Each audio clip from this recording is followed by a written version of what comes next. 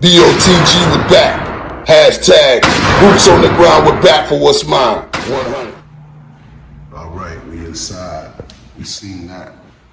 You know, that's the Etowah Mounds. Trail of Tears, historic trail. Right? We are in Major Riggs' house.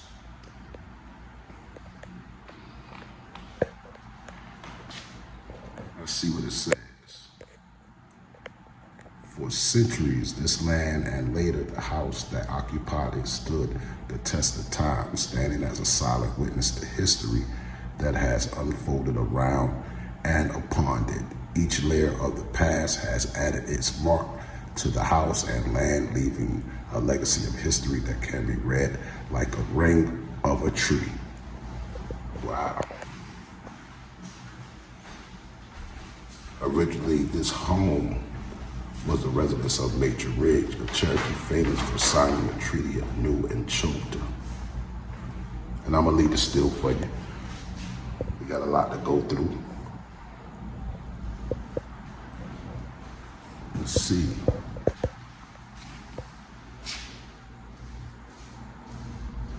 The Riggs, warrior and politician. Kunandakaji, he who walks on the mountaintop. And that's how he got his name, Major Riggs.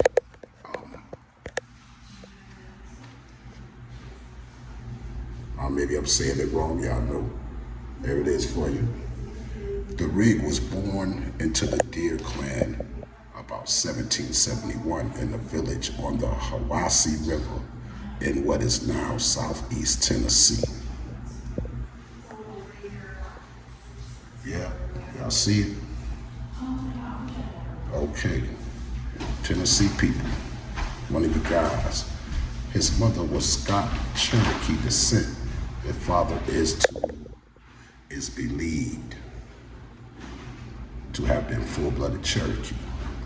As a young man, he fought against encroaching American settlers, defended the Cherokee Nation in Tennessee from the expeditions of General Joseph Martin and Colonial John Siller in the 1780s and 1790s. During this fighting, the Riggs relocated to the Pine Lodge settlement in Barrow County, Georgia, after the United States defeated the Native Americans resistant in 1793. Battle of High Tower near present-day Rome, and we are in Rome, Georgia now, and a peace treaty signed. Riggs returned to Pine Lodge to serve his people as a political leader. And it said the Riggs was an effective leader, famous for convincing arguments. My bad, me get you right. After becoming a young chief of the Pine Laws in late 1700s, he persuaded other chiefs, he persuaded other chiefs to abandon the traditions of the clan. Revenge would stop for the Cherokees in 1810 with the resolution of the National Council. I'm all bad, I'm all messed up. The National Council, which is important. You need to understand the National Council. The Riggs, who argued successfully for support, the support of Christian missions among the Cherokee, believing education was important to his people. Yep. Just a little pop shot. I'll leave still for you to get it. I'm trying to read through the phone so y'all can see it as I'm reading. And this says the source of this. It says the Library of Congress. You know, we like to have the sources. And they say this is Andrew Jackson. You know, we do that work.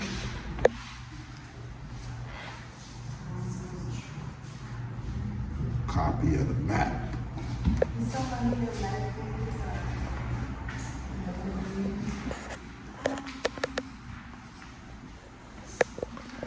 It says this is the Cherokee Nation in 1825.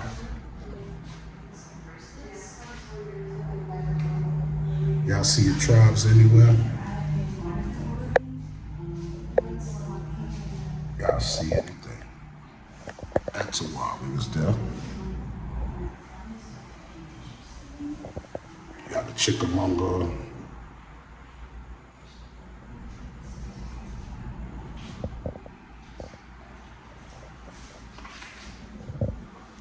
And these are stones here that they would use in chunking. You know, let me get a top so the glare won't be still there.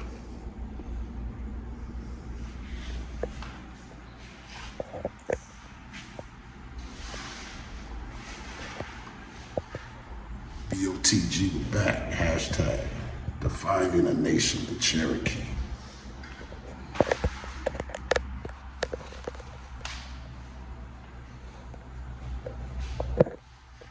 See, the Cherokee divided their people into 7 distinct clans based on maternal,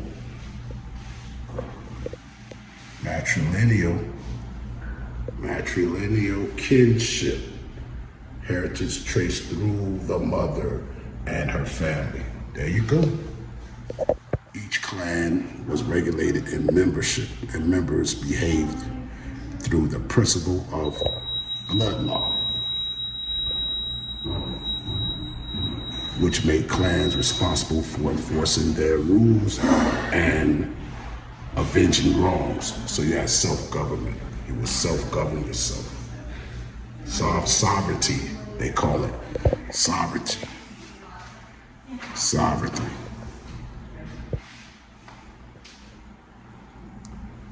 Shout out to the Autonomous Party, being autonomous.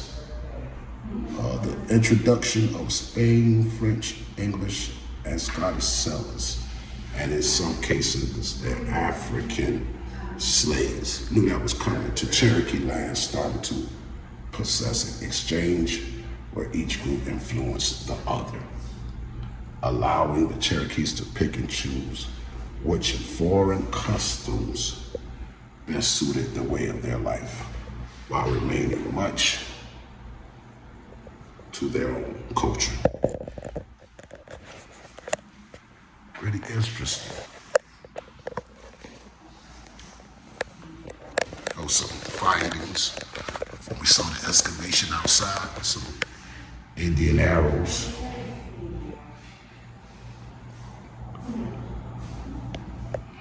It says prehistoric Georgia.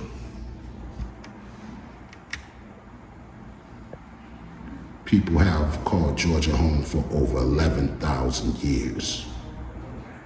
Yep. Further than that.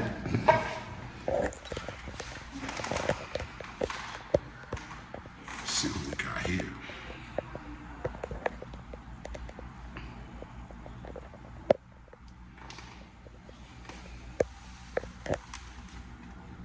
Changing cultures. Native Americans' cultures changed as European influence gained strength in what would become the United States, creating a blend of cultures reflected in everyday life. This reproduction clothing represents that worn by Okansata, also known as Cooney, Shote, who traveled to England. A lot of people, Indians, did go to England. Tamachichi went there. They say he was there for 6 months. Tamachichi of the Lower Creek Indians out of Savannah, Georgia. But delegated in both 1733 and 1762. He served as principal chief of the Cherokee from 1775 to 1777. It says, who traveled to England, right, as a Cherokee delegate in both 1733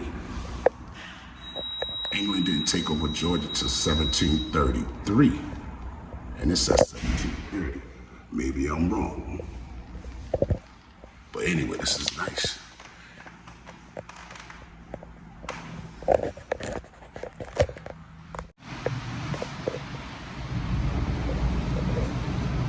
right. It says this is Major Riggs. This is his beautiful wife. Let's see what it says. While a student in Cromwell, Connecticut, John met and married Sarah Bird Nora, the white daughter of a prominent congressional minister. John brought his wife back to Georgia.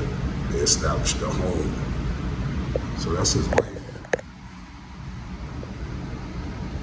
And it says shortly before Cherokee removal, Sarah married George W. Marshall, a white Georgia militiaman who was stationed in Chota. The couple moved to Arkansas where Marshall helped the Cherokee settle in the West. Okay?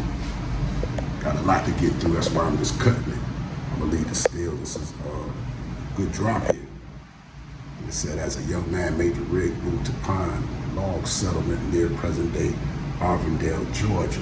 By 1797, Riggs married a mixed-blood Cherokee woman named Sahoya, also known as Susanna Wiki, and soon after constructed a new homestead on the Ocala Creek near present-day Calhoun, Georgia between 1798 and 1818. The Ridge would have 5 children, 4 who survived childhood to adulthood. Their family would move to this site in 1819. Although he never spoke and wrote English, Major Riggs championed English education for Cherokee children. His own children attended Christian and mission schools, including Spring Place, Murray County, Georgia, Hiwassee, Rome, Georgia, Braine, Tennessee, Salem, North Carolina, and Cornwall, Connecticut. Major Riggs considered English literacy essential to Cherokee success. So, this is Major Riggs. This is his wife, Sarah. And they had a child. This is the child. They call him John Roland Ridge. This is the picture that they have in here.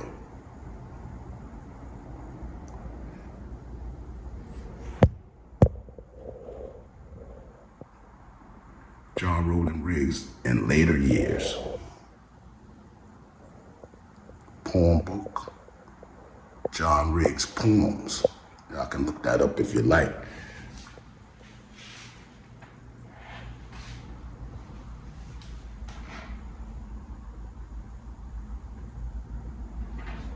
Got the still for you.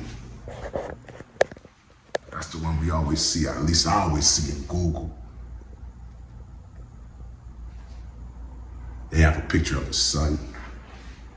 This is the genealogy, the family tree.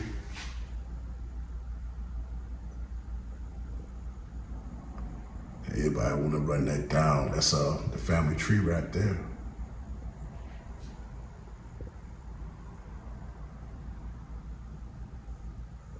Buck Wadey, aka Elias Boudinot, Stan Wadey,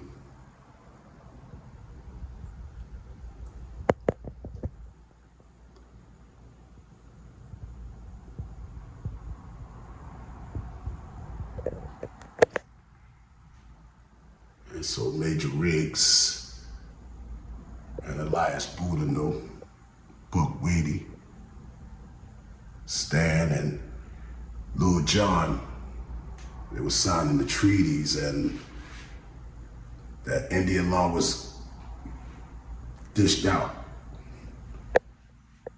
The story goes, this is say the records of what the people he had on the farm, plantation.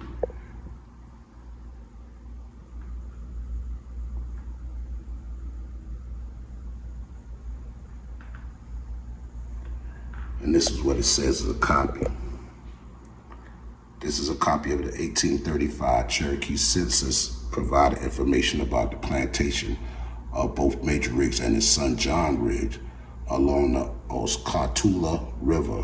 John Plantation's running waters included 21 slaves, 2 farms with 350 acres in cultivation, 17 buildings, and a ferry boat. Major Riggs Plantation included 15 slaves, 4 farms with 300 acres in cultivation, 23 buildings, and 2 ferry boats. Major Riggs' household also included 1 weaver and 1 spinner. All right. So that's what that says. We saw this outside. Tangibles. Hashtag BOTG with back.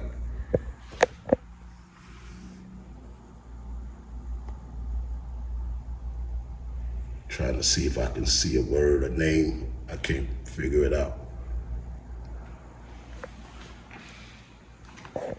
Sarah Ridge with her second husband, Charles Sixon Picks, and their son, John Forrest Picks.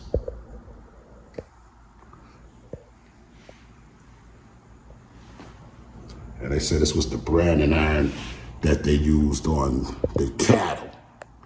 It didn't say anything about the people, so some people be saying that, but this doesn't say that.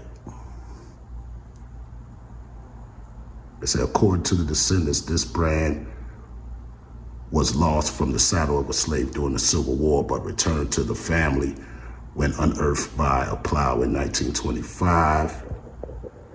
And the branded iron was used on cattle ranch owned by Sarah Ridge and her husband Charles Picks. And we showed y'all that.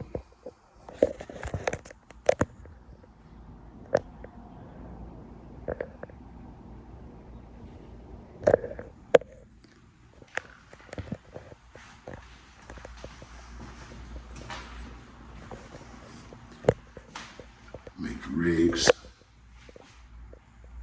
Some of the stuff they excavated, they found horseshoes. That's that real silver, that glare back there. And them shadows, I know.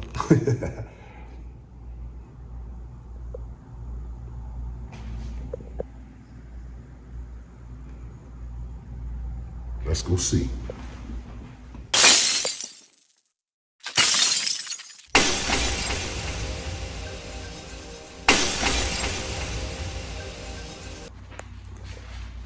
Let's go.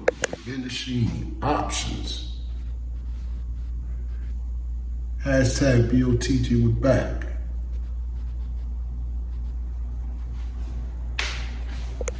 There he goes. You seen this guy before? This is him. Missionary Sam Worcestershire was arrested when he refused to sign the oath of loyalty to Georgia in 1831. He and Ezra Butler appealed their cases to the Supreme Court, which determined that Georgia rule over the Cherokee was illegal. Right? But it says after 18, back up so you can see it. After 1826, the Cherokee Nation option rapidly diminished. The Creek Nation had been forced from Georgia years earlier, and Creek lands were surveyed and distributed through the state lottery from 1805 to 1827. The Cherokee Nation now stood in Georgia's way as the conflict with the state accelerated. You get closer. 1828, Andrew Jackson was elected president, in part because of his support of Indian removal.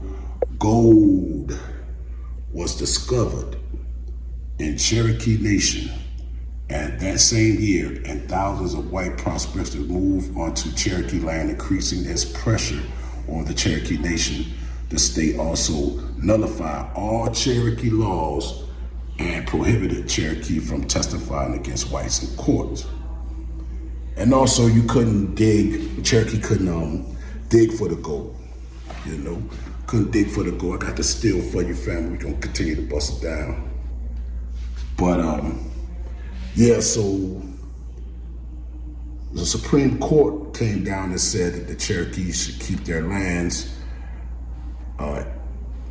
Andrew Jackson said, no, we're coming to get it, because they made that promise to so-called white settlers, right?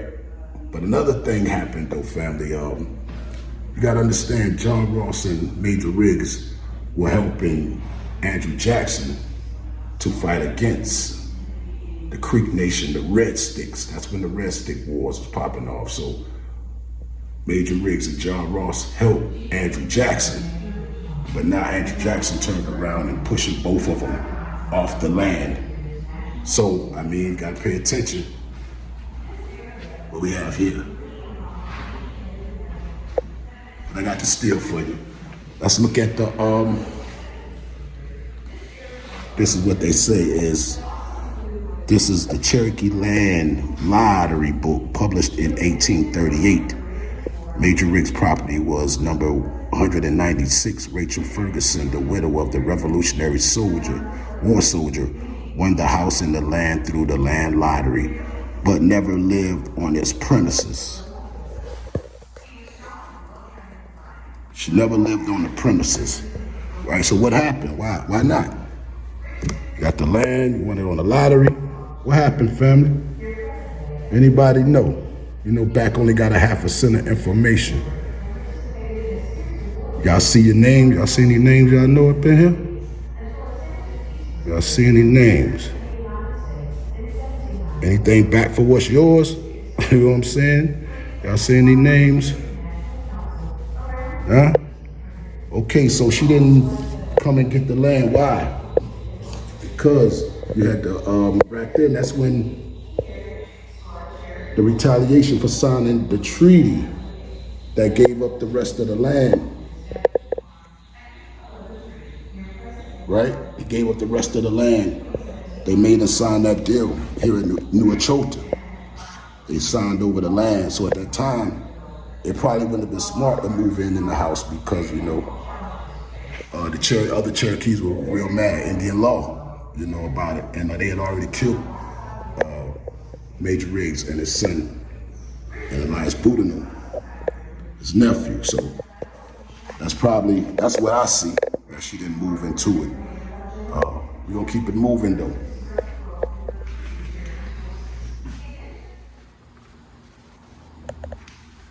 Cherokee Phoenix, though they don't know, that was the first so-called newspaper by the so-called Indians.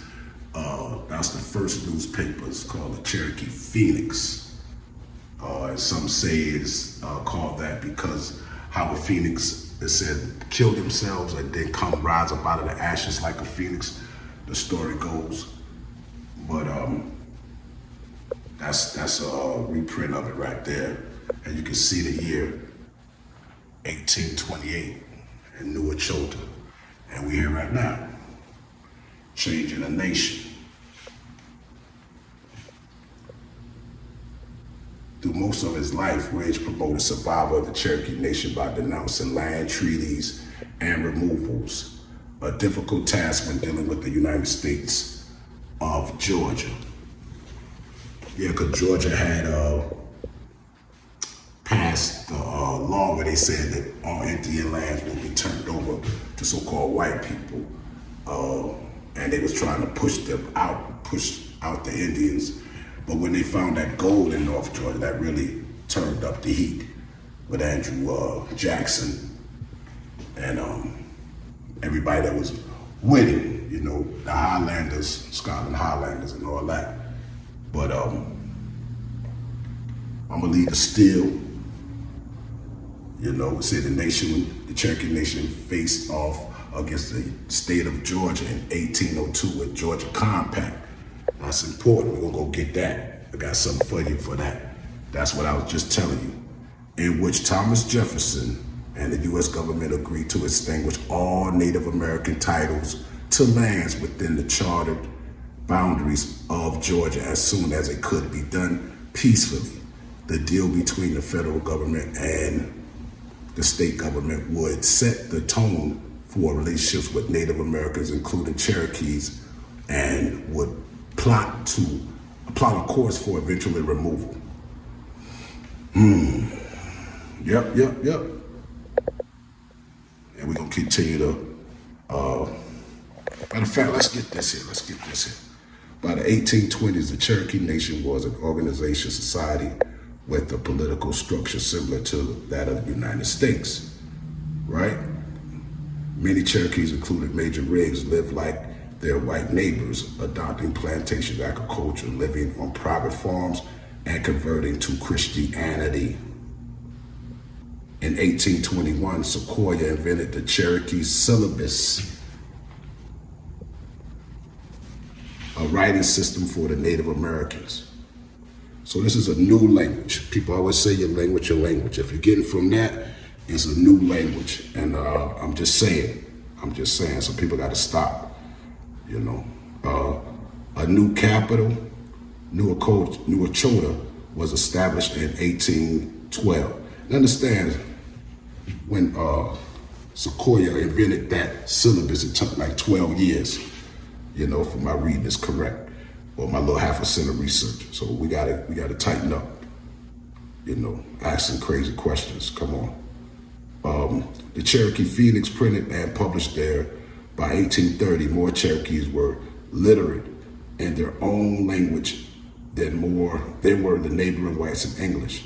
The Cherokee also established more Republican government for their people, wrote a constitution in 1827. 1827, that's important. Established a court system and created a strong nation to face the United States. All right, so they set it up, the legislative branch, the House of Representatives, the Senate, the way you see it now. This is what they're saying. This new so-called Cherokee. You see, 27. So, we got to dig on it, bust it all the way down to a pebble. We'll do it. I got you. All right, so let's move over here. This is some of the syllabus.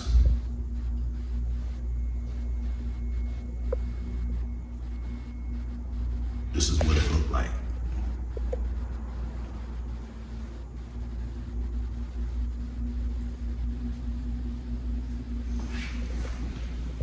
Now let's get here.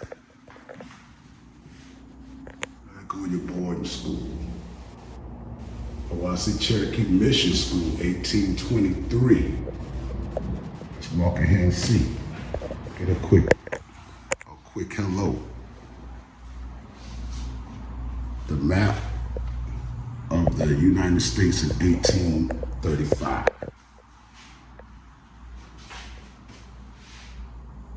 They're saying that's the map. That's all that the U.S. was in 1835. Right? That's what they're saying. But we know that the Louisiana Purchase came in 1803. Right? Well, maybe I'm wrong. I only have % information. So you, yeah, and there it goes.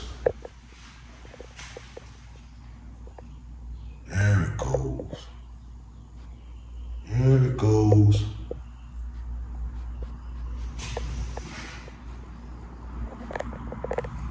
Population of the United States. I got the still for you.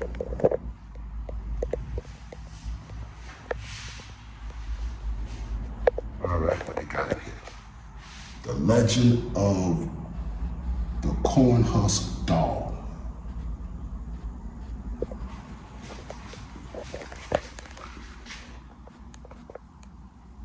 So they're teaching them how to do it.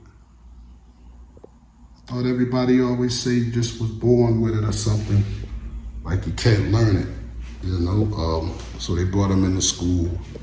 Like I said, it's a missionary school, and they was pushing Christianity and getting rid of old traditions. Oh wow, we saw this at Etowah. Wow.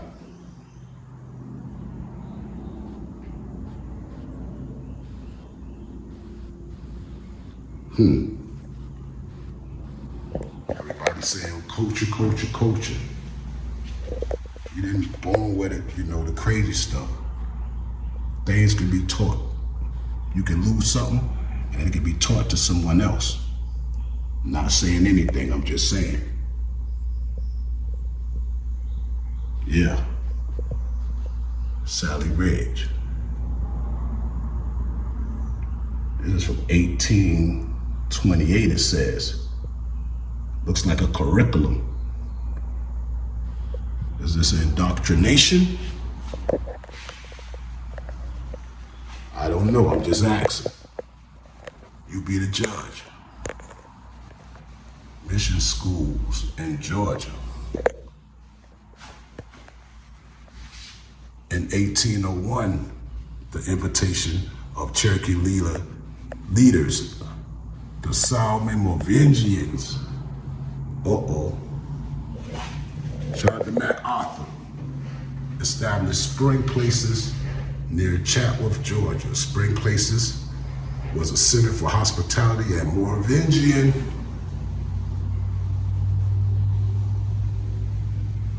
welcome visitors from all parts of Cherokee Nation and United States. From Cherokee youth to receive the full benefits of this education, most of them lived in dorms at Spring. This mission housed some 114 Cherokee children from 1804 to 1833, when Georgia citizens forced it closed. The success of Spring Place mission led to the founding of the Ocala mission, located about 30 miles south of present-day Calhoun. This mission thrived until the Moravians turned the enterprise over to Indian assistance in 1830. I got the still for you, and there's a lot going on here.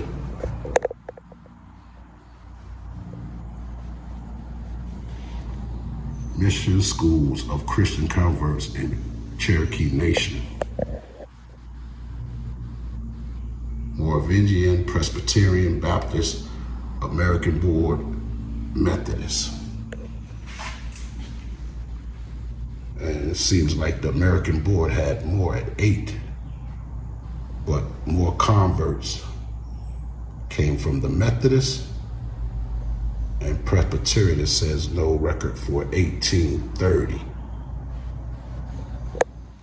Let's keep walking.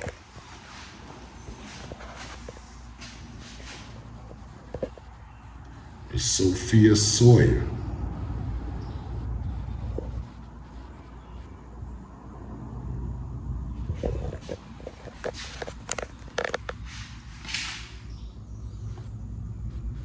Got to make sure the roll is right.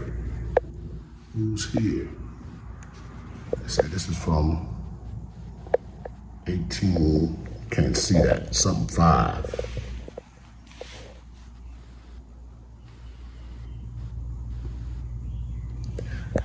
So you had your mission schools, chalkboard.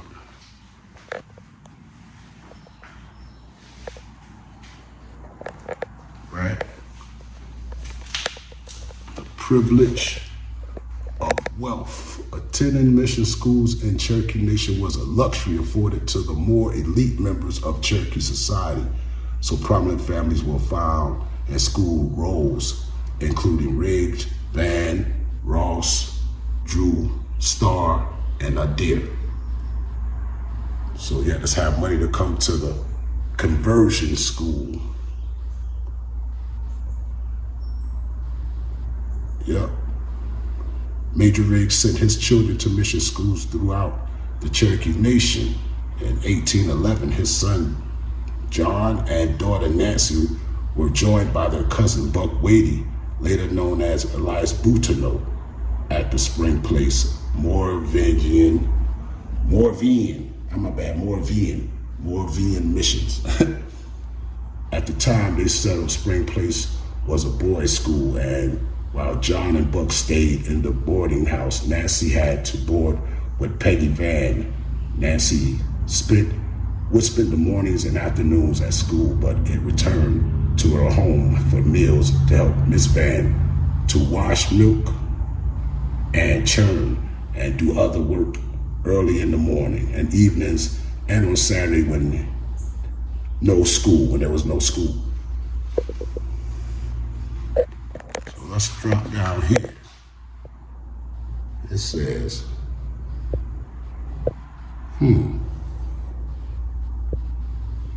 let's go up. I want to see something. Nancy left school altogether as prepared for marriage, but John spent most of his 1818 at school Knoxville, Tennessee. By the end of the year, John, along with Elias Boudinot and John Van, was chosen to attend the Foreign Mission School in Cornwall, Connecticut. Despite their societal standing, both John and Elias were later forced to leave the Cornwall mission after their interracial marriages to white women outrage the community. So, okay, they couldn't marry who they wanted, I guess. And but they come from a mixed class already. Maybe people didn't know that, but I don't know. Maybe that's where it was. Okay, more missions. More missions. I'll get you a picture. I got the stills for you, family. You know we got a lot to go. So they was teaching them the way. Daily life at missions. I have 19 girls in the school, 17 of which are board with me and are particularly under my care. I have charge, can y'all see that? I have charge of their washing, ironing, meddling, and making their clothes. Then work from their workroom, schools, beds, and sleeping chambers to take care and keep clean. 10 girls under 10 years are with me at all times, learning to sew and to namelessly things that are connected in the education of children. The remainder are from 10 to 20, work in the kitchen, dining room under the direction of Miss Clayworth and Blunt. They all return to me evenings with their joys and sorrows of finding me interested in them. Teacher Sophia Sawyer at Bradenton Mission Schools, 1824. Okay.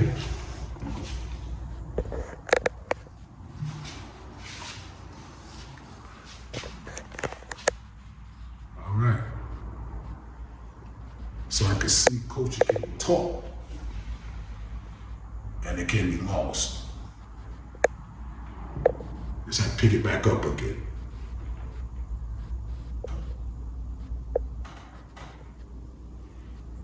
This is the real deal. Drop in your face. All right, let's go check out upstairs.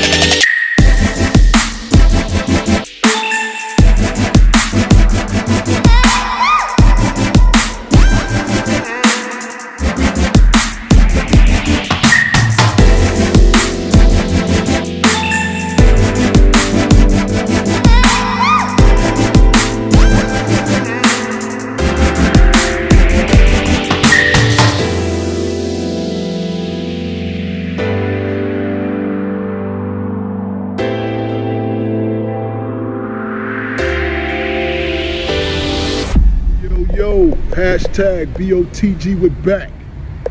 It's only right. if we go to Major Briggs' house, we have to come back, drive about 2 hours, and guess where we at now, family?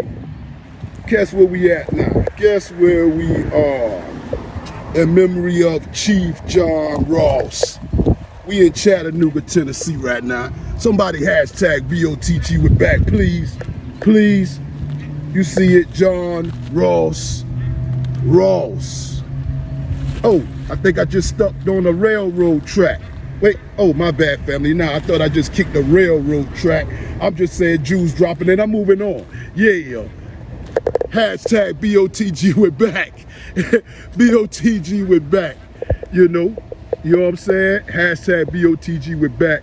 Looking at this beautiful water. Look at the fishes in here. Y'all know I love my fishing rod. You know what I'm saying? Y'all see the fish? Do I have them? I can't tell you what kind of fish that is. They're in the water, beautiful water. John Ross. John Ross say he turned down 20 million. All right, let's walk. Let's get it done. Let's get it done. Hashtag BOTG with back. Yeah. You see the fish? You see the fish? Let's go, let's go, let's go. I want to walk up here and show y'all. Yeah, like I was saying, they go John Ross' house, right? You know, the Cherokee had land in Georgia, Tennessee, and Alabama, right? Here we go, let's read up on Mr. Ross. John Ross' home. This comfortable 2-story log house was the home of the Cherokee chief John Ross from boyhood until he went west over the Trail of Tears, losing his Indian wife en route. They said his wife died because she gave her coat to a child, but she ended up catching pneumonia and died, so the story goes. Although only 1/8 Indian himself, John Ross was elected principal chief of the Cherokee Nation for 40 years and there advocated for justice for 57 years. He voluntarily chose exile with his people in the War of 1812. Ross served with a regiment of Cherokee under the General Andrew Jackson against the Creek allies of the English. This house was built in 1797 by John McDonald, grandfather of John Ross. So, see that Mick? Another shout out to Big Chief Topcast. He said, you always see that Mick, you might find that Irish line. And we find out his father is Scotch Irish. Yep. Yep, so let's go ahead and, yeah, so the way the story goes, I think they're doing some renovations, family. You know, we can't get off in there. You know, got the lock on the gate. I think they got it boarded up, you know. But back gonna get you close as he can. Y'all know how we do it. You know, so yeah, him and Major Riggs, John Ross and Major Riggs was under Andrew Jackson fighting the Creeks and the British that we call the Red Stick Wars we talked about when we was at Major Riggs' house. Now these two locations are an hour and a half, hour and 45 minutes away, you know. So, you know, boots on the ground. Hashtag BOT with back. Please like, subscribe, you know, and hit that notification bell. I'm out here for us. You know what I'm saying? And make sure you share it. And I'm just looking at it, giving you my POV from what I see. You tell me what you see. Home of John Ross, great chief of the Cherokee, born October 3rd, 1790, died October 1st, 1866. Marked by William Morris Chapter, Daughters American Revolution. July 12, 1922. Daughters American Revolution. We have to look at that later.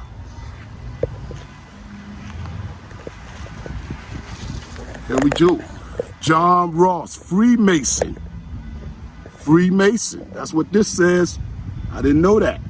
On May 29th, 1963, the Grand Lodge of Georgia freed and accepted Masons with M.W. Brother Ralph A. Perry, Grand Master, presiding. Dedicated the restored John Ross House, home of John Ross, Principal Chief of the Cherokee Nation, 1828-1866, and illustrated Freemasons.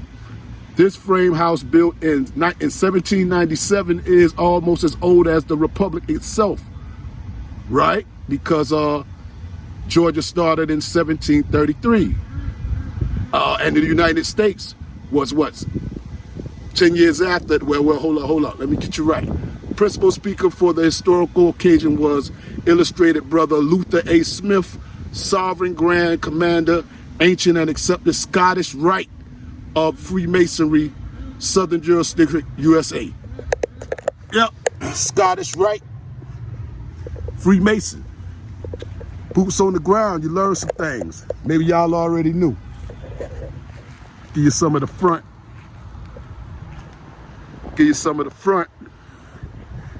Yeah, so they both served under Andrew Jackson, and he ended up wanting both of them to move. The story goes John Ross was refusing to move, and Major Riggs took the deal. And we know what happened to him. Indian law say him and his people got murdered. He gave away the land. John Ross was holding out. Say Major Riggs was upset that John Ross did not take the $3 million for land in Tennessee, Alabama, and Georgia from Andrew Jackson. So John Ross went and said 20 million. But what happened? The Treaty of New Echota. They went and signed the treaty. U.S. government recognized it to be legit, like they wasn't going to do that, even though it wasn't signed by those that the council hasn't approved on it. So that was your Trail of Tears. That's what your Trail of Tears, family. That's what happened. You know, some say Major Riggs did the best he can do for his people. John Ross decided to wait a little bit. They got a beehive back here too. Getting that good honey. So that's what it is. Hashtag BOTG with back.